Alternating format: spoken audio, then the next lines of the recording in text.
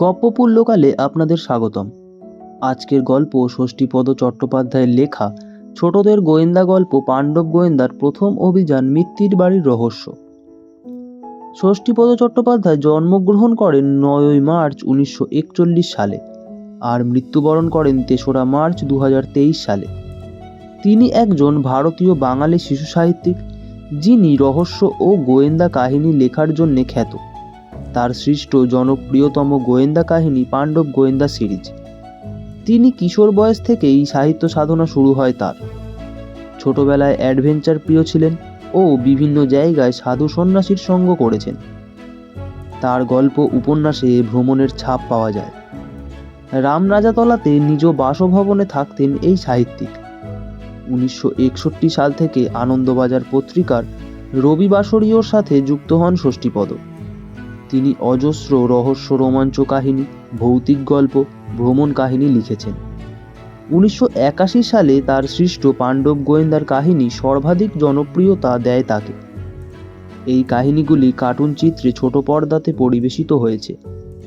পাণ্ডব গোয়েন্দা ছাড়াও private detective অম্বর চ্যাটার্জি, কিশোর গোয়েন্দা তাতারের অভিযান ইত্যাদি সিরিজ গোয়েন্দা কাহিনী রচনা করেছেন তিনি। তাতারের কাহিনী নিয়ে ২০১৯ সালে নির্মিত হয়েছে গোয়েন্দা তাতার। তার প্রকাশিত গ্রন্থগুলির মধ্যে চতুর্থ তদন্ত, সোনার গণপতি হীরের চোখ, কাকাহিরগড় অভিযান, সেরা রহস্য ২৫, সেরা গোয়েন্দা ২৫, রহস্য রজনীগন্ধার, দেবদাসী তীর্থ, কিংবদন্তির বিক্রমাদিত্য ইত্যাদি নাম করা হয়। দেহাবসানের কিছু পূর্বে তার নিজের চয়ন করা সৃষ্ট ২৫টি অপ্রকাশিত উপন্যাস সংকলন সেরা ২৫ প্রকাশিত হয়। আজকের গল্প মিত্তির বাড়ির রহস্য। প্রধান চরিত্রে বাবলু, বিলু, ভম্বল, বাচ্চু ও বিচ্চু।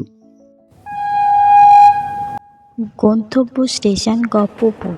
পরবর্তী স্টেশন গপ্পপুর।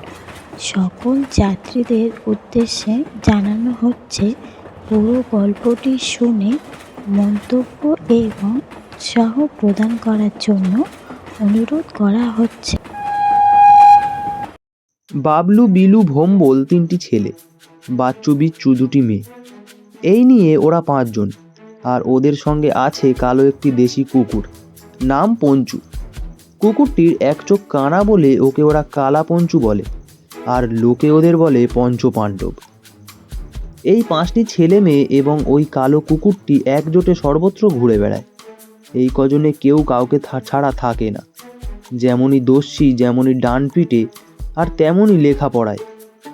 গ্রীষ্মের ছুটির এক দুপুরে ওরা ৫ জনে পঞ্চুকে নিয়ে মিত্তিরদের বাগানে ঘুরে বেড়াচ্ছিল। ঘুরতে ঘুরতে পোড়ো ভাঙা একটা বাড়ির কাছে এসে থমকে দাঁড়ালো ওরা। বাড়িটা দোতলা, একদিকের ছাদ নেই, একদিকের দেয়াল ধসে পড়েছে, একদিকের ছাদে ছোট ছোট বট গাছ, অশ্বত্থ গাছ ইত্যাদি গজিয়েছে। বাড়ির ভেতর আর বাইরেটায় ঘন ঘন ঘাস, আগাছা ইত্যাদির বন হয়ে আছে। একটা মস্ত গুলঞ্জ গাছ তার শাখা পোশাখা নিয়ে বুকে আছে বাড়ির ভাঙা দালানের গায়ে।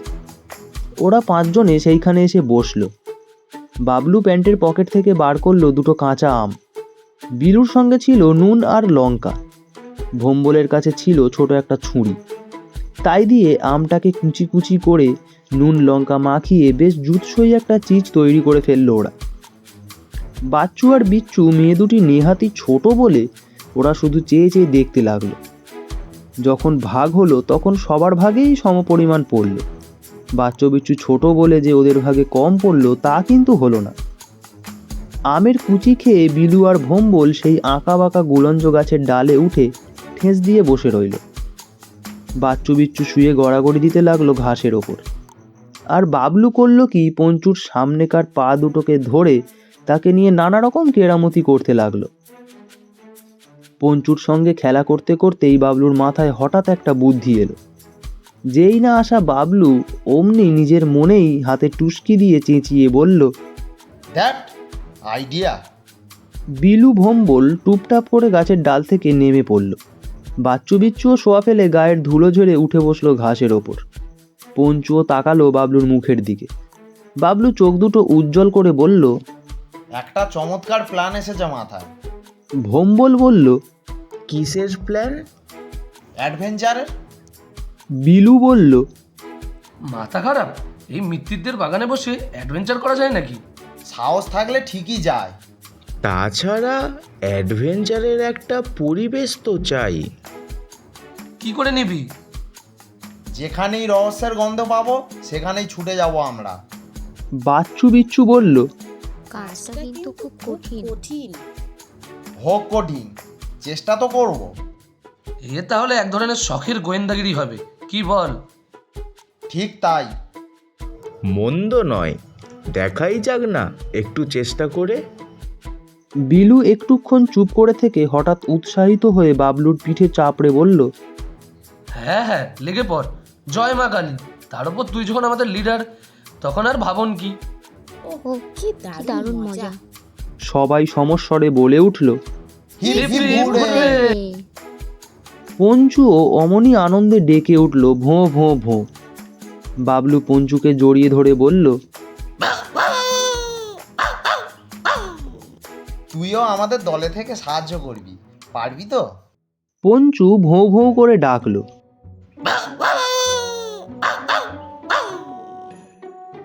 এবার কিন্তু আমাদের এই গ্রুপটার একটা নাম দিতে হবে, এবং এই বাগানের এই পোড়ো বাড়ির ভেতরেই হবে আমাদের ঘাঁটি।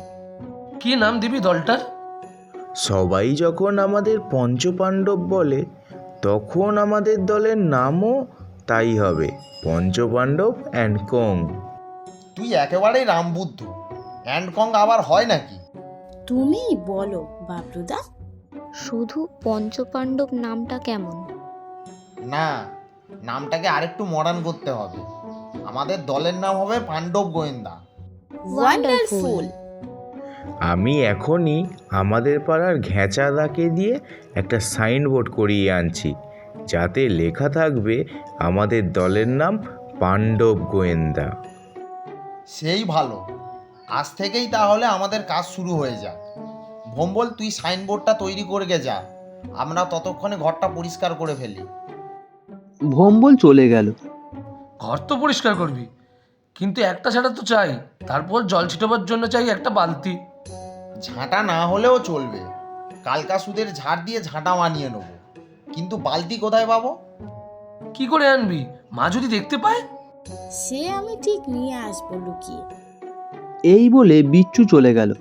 ততক্ষণে বাবলু, বিলু আর বাচ্চু ঘর পরিষ্কারের কাজে লেগে গেছে।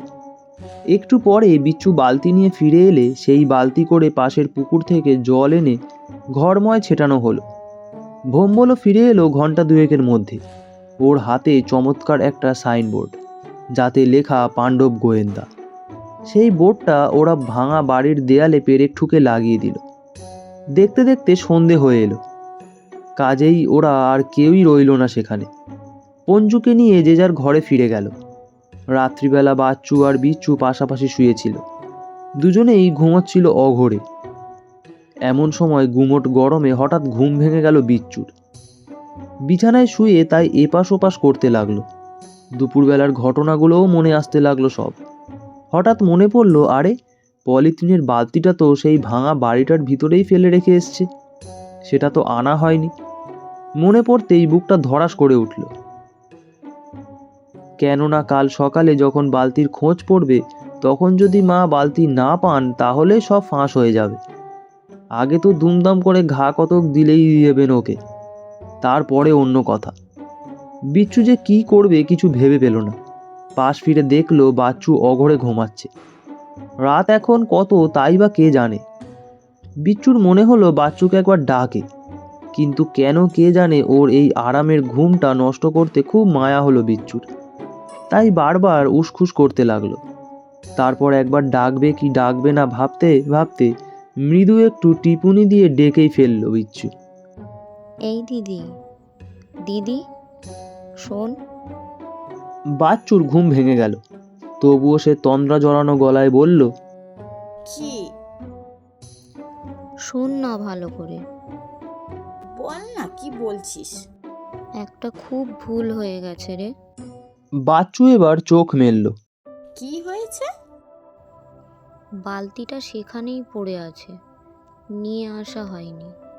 ঘুমের ঘোর ক্ষণিকের জন্য কেটে গেল বাচ্চুর। বলল, কি হবে তাহলে?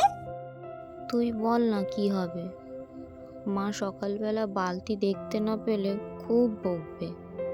তাছাড়া মায়ের রাগ জানিস তো, আগেই মেরে দেবে দুমদাম করে। মারবার আগেই তুই কেঁদে দিবি, তাহলে কিছু হবে না। বলে পাশ ফিরে শুলো বাচ্চু। তুই একবার আমার সাথে যাবি রে দিদি? যাই যাবে, যেমন নিয়ে গেছিলিস তুই বুঝবি এবার ঠেলা। বিচ্চুর খুব ভয় হলো এবার। সে ভয়ে ভয়ে বলল, সেইখানে। কোথায়? তোর কি মাথা খারাপ হয়েছে? এই রাত্রিরে সেখানে আবার কেউ যায় নাকি? বালতি না পেলে কাল সকালে কি কাণ্ডটা হবে বুঝতে পারছিস তো? যা হয় হবে, এখন চুপচাপ শুয়ে থাক দেখি, আমার ঘুম পাচ্ছে। এই বলে বাচ্চু পাশ ফিরে শুলো। বিচ্চু আর কি করবে, সেও শুয়ে পড়ল এক পাশে। শুয়ে রইল, কিন্তু ঘুম এলো না। একটা দুশ্চিন্তা বারবার ওর মাথার মধ্যে ঘুরপাক খেতে লাগলো। সে শুয়ে শুয়ে শুধু সেই বালতিটার কথাই ভাবতে লাগলো। তারপর এক সময় যখন পাশে শুয়ে থাকা বাচ্চুর নাক ডাকার শব্দ শুনতে পেল, তখন বুঝলো বাচ্চু বেশ গভীর ঘুমেই মগ্ন হয়ে গেছে। বিচ্চু ততক্ষণে মন স্থির করে ফেলেছে। সে আর বাচ্চুকে কোনো রকম বিরক্ত না করে চুপি চুপি উঠে বসলো। তারপর আস্তে আস্তে দরজার কাছে গিয়ে খিলটা খুলে নেমে এলো রাস্তায়। রাস্তায় নেমে চারদিকে একবার তাকিয়ে দেখলো বিচ্চু। চারদিক নিস্তব্ধ, শুধু লাইট পোস্টের আলোগুলো সেই ঘন অন্ধকারের যবনিকায় ভূতের মতো দাঁড়িয়ে আছে। বিচ্চু পায়ে পায়ে বাবলুদের বাড়ির দিকে এগিয়ে চলল। বাবলুদের বাড়ির কাছে আসতেই দেখতে পেল বাবলুদের রেকে বসে খোশ মেজাজে কুণ্ডলি পাখি শুয়ে আছে পঞ্চু। পঞ্চু শুয়ে শুয়ে এক চোখে পিট পিট করে একবার দেখে নিল বিচ্চুকে। তারপর বিচ্চু ডাকবার আগেই আনন্দে লাফিয়ে লেজ নেড়ে নেড়ে ছুটে এলো বিচ্চুর কাছে। এই অসময়ে বিচ্চুর সঙ্গটা ওর কাছে সত্যিই অপ্রত্যাশিত ছিল। পঞ্চু একবার বিচ্চুর পায়ের কাছে গড়াগড়ি খেয়ে কুঁই কুঁই করতে লাগলো। বিচ্চু পঞ্চুর গায়ে হাত বুলিয়ে দিয়ে বলল, চল পঞ্চ, তোতে আমাতেই যাই, সেই ভাঙা বাড়িতে গিয়ে বালতিটা নিয়ে আসি। পঞ্চু কি বুঝলো কে জানে। এই রাত দুপুরে একটা অভিযানের গন্ধ পেয়েই বুঝি সারা গা ঝাড়া দিয়ে খাড়া হয়ে দাঁড়ালো। বিচ্চু পঞ্চুকে নিয়ে এগিয়ে চলল মিত্তিরদের বাগানের দিকে। রাতের অন্ধকারে বাগানের এক কোণে ভাঙা বাড়িটা যেন প্রেতপুরীর মতো থমথম করছিল। একে রাত্রির অন্ধকার, তার ওপর ছায়া ছায়া কালো গাছপালাগুলো দেখলে বুকের ভেতরটা যেন ছ্যাঁত করে ওঠে। নেহাত পঞ্চু রয়েছে তাই, না হলে এই অন্ধকারে একা আসতে বিচ্চুর সত্যিই খুব ভয় করত। অন্ধকারে কিছুই দেখা যাচ্ছে না। বিচ্চু আর পঞ্চু নিঃশব্দে বাগান পার হয়ে সেই ভাঙা বাড়িটার দিকে জুটল। ঘরের ভিতরটা তখন ঘন অন্ধকারে ঢাকা ছিল বলে বালতিটা যে ঠিক কোনখানে আছে তা দেখতে পেল না বিচ্চু। আর পঞ্চুও ঠিক বুঝতে পারল না বিচ্চুর এখানে কিসের জন্য আসা।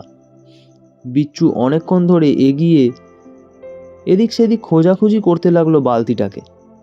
এমন সময় সিঁড়ির ওপর থেকে হঠাৎ জোরালো টর্চের আলো ওর মুখে এসে পড়ল। আর কে যেন একজন গম্ভীর গলায় বলে উঠল, কে রে তুই? সঙ্গে সঙ্গে পঞ্চুও ভৌ ভৌ করে ক্রুদ্ধ গলায় চিৎকার করে উঠল। তারপর আলো লক্ষ্য করে তীরের মতো ছুটে গেল সে। বিচ্চু তখন ভয়ে কাঠ হয়ে গেছে। সে বুঝতে পারল না রাত দুপুরে এই লোকটা কে। পঞ্চু ছুটে যাওয়ার সঙ্গে সঙ্গেই সে ভয়ে কেঁদে উঠল। বিচ্চুর কান্না শুনে ওর কোনো বিপদ হয়েছে মনে করেই লোকটাকে ছেড়ে পঞ্চু আবার ছুটে এলো ওর কাছে।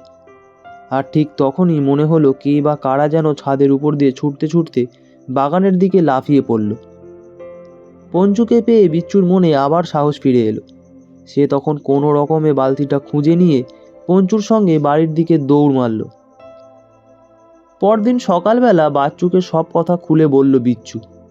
কাল রাতে সে আর পঞ্চু কিভাবে গিয়েছিল, কি দেখেছিল সব বলল।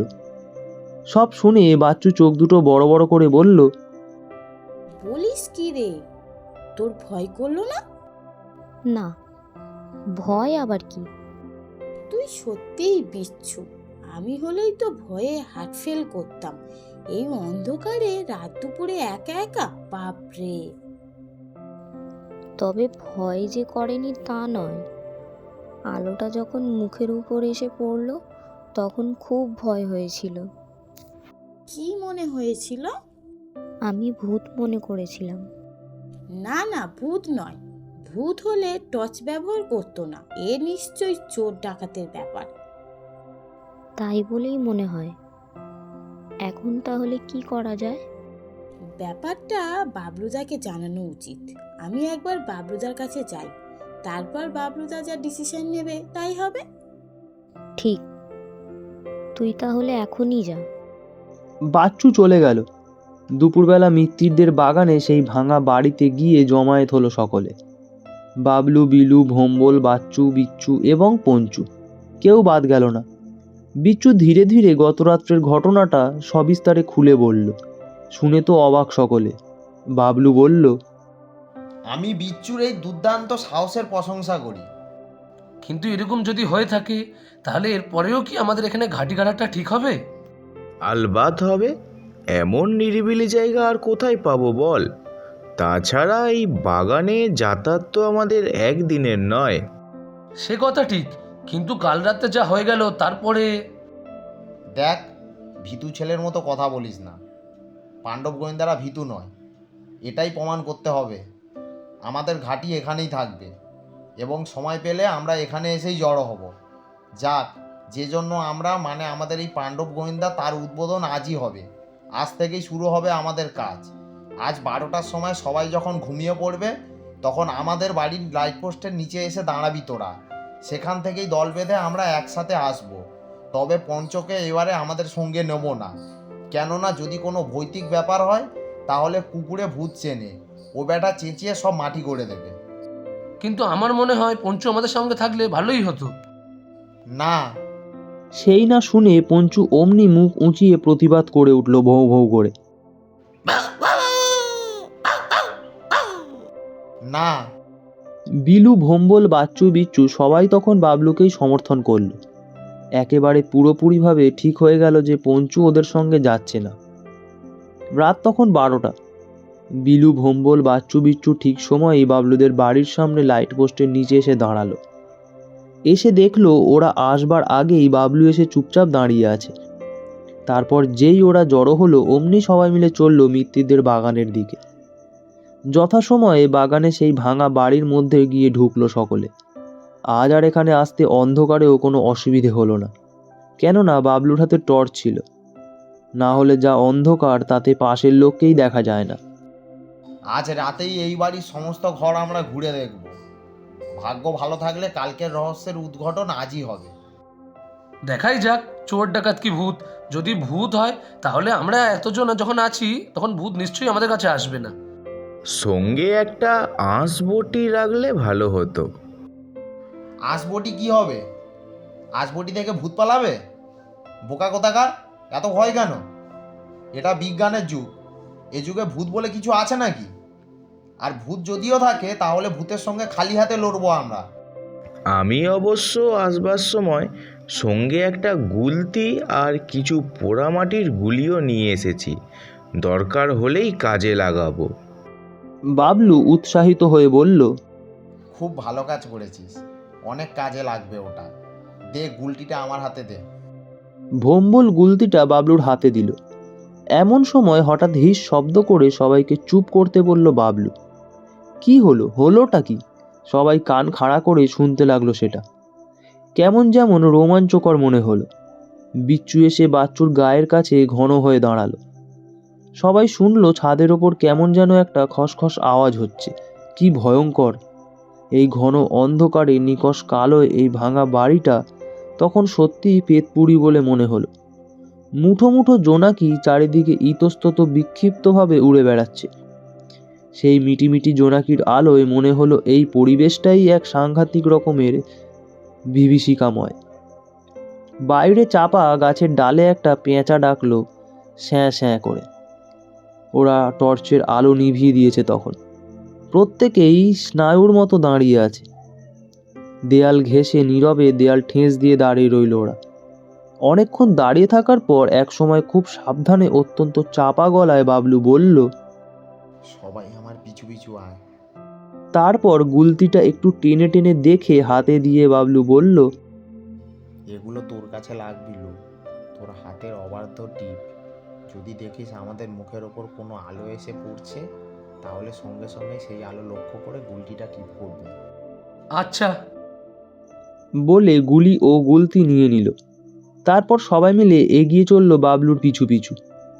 ওরা এ ঘর সে ঘর করে দোতলায় উঠে এলো। দোতলার বারান্দা পার হয়ে একটা ঘরের কাছে যেতেই দেখলো ঘরের ভিতর থেকে মৃদু একটু আলোর রেখা খুব অস্পষ্টভাবে বাইরে ভেসে আসছে। ওরা একবার থমকে দাঁড়ালো। তারপর খুব সন্তর্পণে ঘরের ভিতর উঁকি দিয়ে দেখলো একজন ভদ্রলোক হাত পা বাঁধা অবস্থায় ঘরের মেঝেই পড়ে আছেন, আর দুটো কঙ্কাল দুপাশে দাঁড়িয়ে আছে, ধারালো দুটো ছোড়া হাতে নিয়ে। কি ভয়ঙ্কর সেই দৃশ্য! একজন ছোড়া উঁচিয়ে বলছে, এখনো কিন্তু সময় আছে। যদি ভালো চান তো শিগগির এই কাগজটাতে লিখে দিন, আমরা গেলেই যেন আপনার স্ত্রী হাতে 20,000 টাকা তুলে দেয়। যদি না লেখেন তাহলে আজ রাত্রিরেই আপনাকে আমরা খুন করব, এই বাগানেই পুঁতে ফেলব। আপনার মতো আরও অনেককেই সরিয়ে দিয়েছি, তবে যা বলছি চটপট করে ফেলুন। ভদ্রলোক কঠিন গলায় বললেন, ও টাকা আমার মেয়ের বিয়ের জন্য সবে কাল তুলেছি। আমার এখনো 5,000 টাকার দরকার। আমি কি করে ও টাকা তোমাদের দেব? আপনাকে দিতেই হবে। অসম্ভব, আমি দিতে পারবো না। চিঠিটা তাহলে লিখবেন না আপনি? না, আমার মেয়ের বিয়ে আমার বাড়ির লোকেরাই দিয়ে দেবে। তোমরা যা ইচ্ছে তাই করতে পারো। এই না দেখেই তো পাণ্ডব গোয়েন্দাদের চক্ষু গেল স্থির হয়ে। এ আবার যে কি আশ্চর্য ব্যাপার! কঙ্কাল যে মানুষের মতন কথা বলে তা ওদের ধারণাতেই ছিল না। কঙ্কাল কঙ্কালই, কঙ্কাল মানেই তো ভূত। আর তাই যদি হয়, মানে ভূতই যদি হয়, তবে ভূত কেন খামোখা টাকা চাইতে যাবে? এ শুধু আশ্চর্য নয়, দারুণ এক রহস্যময় ব্যাপার। কি করবি রে বাবলু, কেটে বসে গির, হাবা খারাপ। তাই তো মনে হচ্ছে। এদের কথা শুনে বাবলু একটু রেগে বলল, আচ্ছা ইডিয়েট, তো চুপ কর না। যেই না বলা সঙ্গে সঙ্গে কঙ্কাল দুটো ঘুরে তাকালো। তারপর চট করে বাতিটা নিভিয়েই টর্চের এক ঝাঁক তীব্র আলো ওদের মুখের উপর নিক্ষেপ করে বলল, কে কে ওখানে? ধরা পড়ে গিয়ে বাবলুদের তখন দারুণ সাহস বেড়ে গেছে, আবার জেদও চেপে গেছে খুব। ওরা তাই সমস্বরে বলে উঠল, পাণ্ডব গোয়েন্দা। বিলু রেডি হয়েই ছিল। সঙ্গে সঙ্গে সে একটু আড়াল হয়ে টর্চের মুখ লক্ষ্য করে গুলতি টিপ করলো। একেবারে অব্যর্থ টিপ লাগলো গিয়ে ঠিক টর্চের আলোর মুখেই। লাগা মাত্রই ফট করে ভেঙে গেল কাঁচটা। সে আলোও নিভে গেল তখনই। ওদের আলো যেই না নিভল অমনি জ্বলে উঠল বাবলুর টর্চ। একটা কঙ্কাল ভয়ে চেঁচিয়ে উঠল, ভূত! এ নিশ্চয়ই ভূতুরে ব্যাপার। হাতের কাছে একটা আঁধলা ইট পড়েছিল। ভোম্বল করল কি চট করে সেই ইটটা কুড়িয়ে নিয়ে ছুঁড়ে মারল কঙ্কালটার মুখে। ওতেই যথেষ্ট, ইটের ঘা খাওয়া মাত্রই মাথা ঘুরে পড়ে গেল বাঁধাধন। সেই না দেখে অপর কঙ্কালটা ভয়ে বিস্ময়ে চমকে উঠে বলল, ও মাই গড! বলেই এক লাফে পাশের ভাঙা জানলাটা দিয়ে হাওয়া। তারপর দূর দাঁড় করে ওপারে সিঁড়ি বেয়ে দিয়ে দৌড়। বাবলু, বিলু, ভোম্বল, বাচ্চু, বিচ্চু ও কঙ্কালটার দৌড়ের বহর দেখে অবাক হয়ে গেল। এমন সময় ছাদের ওপর থেকে পঞ্চুর গলা শোনা গেল। বাবলু অবাক হয়ে বলল, পঞ্চুর গোলা না? পঞ্চু কোথা থেকে এলো? ওকে তো আনিনি আমরা। ও নিশ্চয়ই লুকিয়ে আমাদের পিছু পিছু পালিয়ে এসেছে। উফ, কি দুষ্টু! যাক, ভালোই হয়েছে। আয় আয় পঞ্চু আয়, আমরা এখানে আছি। কিন্তু কোথায় পঞ্চু? ওরা বারান্দার কাছে এগিয়ে এসে দেখলো পঞ্চু তখন পলায়মান সেই কঙ্কালটাকে ধরবার জন্য তীরের মতো ছুটছে। যাক, পঞ্চু যখন এসে গেছে তখন আর আমাদের ওদিকে মাথা ঘামাবার দরকার নেই। এখন ঘরের ভেতরে ঢুকে দেখা যাক ব্যাপারখানা কি। ওরা সকলে ঘরের ভিতর ঢুকলো। তারপর টর্চ জেলে সেই অচৈতন্য কঙ্কালটার কাছে এগিয়ে গেল ওরা। বিলু আর ভোম্বল হাত পা বাঁধা ভদ্রলোকের বাঁধন খোলার কাজে লেগে গেল। ভদ্রলোক মুক্তি পেতেই তাড়াতাড়ি পকেট থেকে দেশলাই বের করে জ্বেলে ফেললেন বাতিটাকে। বাতির আলোয় ঘরটা আলোকিত হয়ে উঠতেই ওরা দেখল এতক্ষণ দূর থেকে যারা ওরা কঙ্কাল বলে ভুল করেছিল, আসলে সে কঙ্কালই নয়, কঙ্কালের পোশাক পরা মানুষ মাত্র। তার কালো পোশাকের ওপর সাদা সাদা ডোরা এমনভাবে আঁকা যে তাকে আচমকা দেখলে সত্যিকারের কঙ্কাল বলেই মনে হবে। মানুষটা তখনও অজ্ঞান হয়েই ছিল। ওরা সেই অবস্থাতেই বেশ শক্ত করে বেঁধে ফেলল তাকে। এদিকে সেই ভদ্রলোক তো মুক্তির আনন্দে গদগদ হয়ে বাবলুকে জড়িয়ে ধরে বললেন, কে তোমরা বাবা? বিপদে আমার প্রাণ বাঁচালে। ঠিক সময়টিতে তোমরা না এসে পড়লে ওরা নিঘাত আমায় মেরে ফেলতো। আমাদের পরিচয় পরে পাবেন। এখন আপনি এক কাজ করুন, শিগগিরই গিয়ে পুলিশ ডেকে আনুন, একদম দেরি করবেন না। যান, আমরা ততক্ষণ ওই লোকটাকে পাহারা দিই। ঠিক বলেছ, আমি এক্ষুনি গিয়ে পুলিশ নিয়ে আসছি, তোমরা একটু অপেক্ষা করো। এই বলে ভদ্রলোক চলে গেলেন। দূর থেকে পঞ্চুর ডাক তখনও কানে আসছে। এই বাড়ির পিছন দিকেই একটা পুকুর আছে। সেই পুকুরের পাড় থেকে পঞ্চুর গলার স্বর ভেসে আসছে। আমার মনে হয় কঙ্কালের পোশাক পরা সেই লোকটা পালাতে না পেরে জলে ঝাঁপ দিয়েছে, আর পঞ্চু ছাড়বার পাত্র নয়। বোধহয় উঠতে দিচ্ছে না এই ব্যাটাকে। খানিক পরেই বাগানের বাইরে একটা গাড়ি থামার শব্দ পাওয়া গেল। ভোম্বল বারান্দার কাছে এগিয়ে গিয়ে টর্চের আলো ফেলে দেখল সত্যিই পুলিশের গাড়ি সেটা। গাড়ি থেকে নেমে কয়েকজন পুলিশ বাগানে ঢুকতেই ভোম্বল ওপর থেকে হেঁকে বলল, আমরা সবাই এখানে আছি, আপনারা সোজা উপরে উঠে আসুন। পুলিশের লোকেরা দ্রুত ওপরে উঠে এলো। ওদের সঙ্গে ছিলেন সেই ভদ্রলোক এবং থানার ওসি। ভদ্রলোক বললেন, এই যে এই ছেলেরা যারা আমার জীবন রক্ষা করেছে। ওসি বাবলুর কাঁধে হাত রেখে বললেন, তোমাদের পরিচয়? আমরা পাণ্ডব গোয়েন্দা। আজকের দিনে তোমাদের মতন ছেলে মেয়ে দেখা যায় না। তা পাণ্ডব গোয়েন্দার মানে তো কিছু বুঝলাম না ভাই। এত রাতে তোমরা এখানে কি করতে এসেছিলে? বাবলু তখন একে একে সব কথা খুলে বলল। সব শুনে ওসি অত্যন্ত খুশি হয়ে বললেন, এই যে ভদ্রলোকের জীবন রক্ষা করলে তোমরা, ইনি কে জানো? ইনি একজন অধ্যাপক। তোমরা হয়তো নামও শুনে থাকবে। কি নাম? এর নাম ভবেশ রায়। হ্যাঁ হ্যাঁ, শুনেছি। এমন সময় ওসির চোখ পড়ল সেই কঙ্কালের পোশাক পরা লোকটির দিকে। লোকটিকে দেখেই চমকে উঠলেন তিনি। আরে, এ বেটা তো একজন দাগি আসামি। আমি অনেক দিন ধরে খুঁজছিলাম বেটাকে। বেশ কয়েকটা মার্ডার কেস ঝোলানো আছে বেটার নামে। আরও একজন আছে স্যার। কোথায়? সে গিয়ে পুকুরে ঝাঁপ দিয়েছে। আমাদের কুকুর পাহারা দিচ্ছে তাকে। এই শুনুন আমাদের কুকুরের ডাক। পঞ্চু তখনও সামনে চেঁচিয়ে চলেছে। ওসি তার কয়েকজন কনস্টেবলকে বললেন, এই, তোরা এ বেটাকে অ্যারেস্ট করে ভ্যানে ওঠা। আমি ততক্ষণে অন্যটার ব্যবস্থা করি। এই বলে আরও 2-4 জন কনস্টেবলকে নিয়ে পুকুরের দিকে চললেন। পাণ্ডব গোয়েন্দাও পুলিশের সঙ্গে চলল।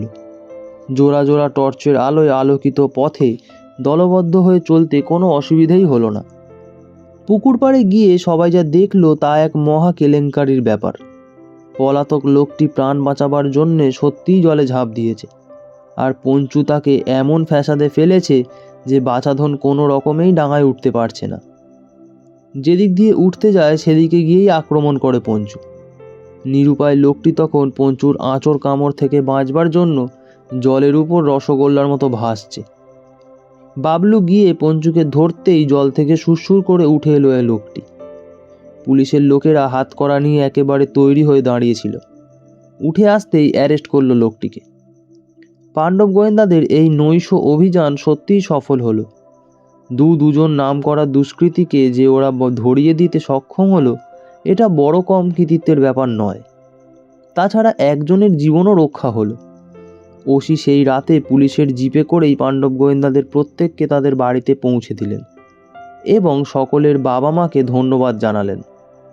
আর সেই ভদ্রলোক অর্থাৎ ভবেশবাবুর তার মেয়ের বিয়েতে পাণ্ডব গোয়েন্দাদের নিমন্ত্রণ তো করলেনই, উপরন্তু করলেন কি, তার পরদিন রাত্রিবেলা পাণ্ডব গোয়েন্দাদের প্রত্যেকের বাবা মাকে পর্যন্ত বাড়িতে নিয়ে গিয়ে দারুণভাবে খাওয়ালেন। সে নিমন্ত্রণে অবশ্য পঞ্চুও বাদ পড়েনি। সেই থেকে পাণ্ডব গোয়েন্দাদের নাম সকলের মুখে মুখে ছড়িয়ে পড়ল। শেষ হলো আজকের নিবেদন ষষ্ঠীপদ চট্টোপাধ্যায়ের লেখা পাণ্ডব গোয়েন্দার প্রথম অভিযান মৃত্যুর বাড়ির রহস্য। বাবলুর চরিত্রে অভিরাজ আশিস, বিলুর চরিত্রে রণজয় রায়চৌধুরী, ভোম্বলের চরিত্রে সুতীর্থ দাস, বাচ্চুর চরিত্রে প্রতিমা শিকারী নস্কর, বিচ্চুর চরিত্রে রূপা, অন্যান্য চরিত্রে পলরব, সুতীর্থ দাস, রণজয় রায়চৌধুরী। গল্প পাঠে আমি শুভ, নাট্যরূপ ও সমগ্র পরিচালনায় পলরব, ধ্বনি পরিকল্পনায় ও পোস্টার ডিজাইন রিতম পাল। আগামী সপ্তাহে ঠিক সোমবার ভারতীয় সময় রাত্রি 9:24 এবং বাংলাদেশীয় সময় রাত্রি 9:54 আরও একটি গল্প নিয়ে হাজির হবে গপ্পপুর লোকাল।